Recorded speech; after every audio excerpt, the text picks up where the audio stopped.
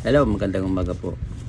Mga kaagapay, ayan po sa pagbubulay ng salita ng Diyos. Matatagpuan po sa Nehemias 2, talata 18. Ito po ang sinasabi ko sa kanila kung paano ako pinalingan ng Diyos at kung ano ang sinabi sa akin ng hari. Kung gayon, magsimula na tayo ng paggawa.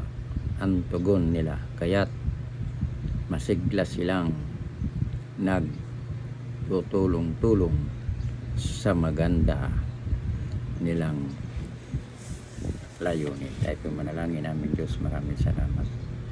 Gabay Espiritu, dapat magdakilain sambahin at pasalamatan sa pangalan ni Jesus. Amen. May pamagat po, malaking gawain. Balikan natin ang kasaysayan ni Nehemias. Makikita natin ang kanyang kagitingan, paninindigan at pananampalataya. Pagtatayong muli ng muog ng Jerusalem upang muling maging malakas ang lungsod. Yan ang malaking gawin. Dito nakatuon ang kanyang buong kaisipan sa gawaing alam niyang iniatang sa kanya ng Diyos. Tumanggap siya ng liham buhat sa kaaway.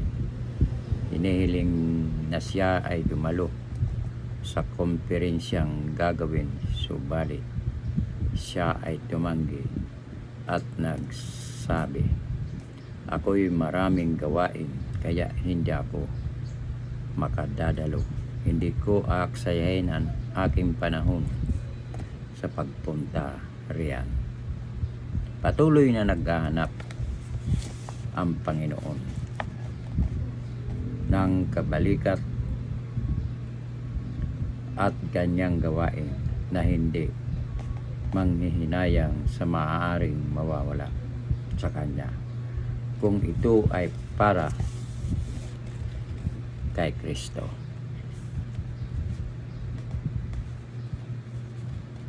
Tulad ni Pablo na nagsabi, ngunit dahil kay Kristo ang mga bagay na maaari kong ibilang na pakinabang ay inari kong kaluguyan.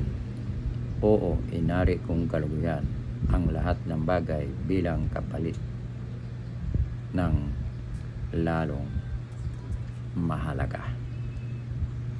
Tumulong tayo sa pagsagip ng mga kaluluwang nalalapit sa kapahamakan. Ito ang ating malaking gawain. Isa ka ba sa magsasabi ngayon? Kung gayon, magsimula na tayo sa paggawa ng malaking gawain at may kasiglahan magtulong-tulong sa magandang layunin. Ayon sa pinagbubulay-bulayan, sinabi ko sa kanila kung paano ako kinalingan ng Diyos at kung ano ang sinabi sa akin ng hari. Kung gayon, magsimula na tayo ng paggawa. Ang tugon nila, kaya't masigla silang nagtutulong-tulong sa maganda nilang layunin. Tayo pa'y manalangin. Panginoong Hesus, tunay nga na malaking gawain ang tinanggap namin mula sa iyo. Salamat na ikaw ay laging kasama namin sa lahat ng panahon at sa lahat ng lugar. Alang-alang sa mga kaluluwa na nangangailangan sa iyo.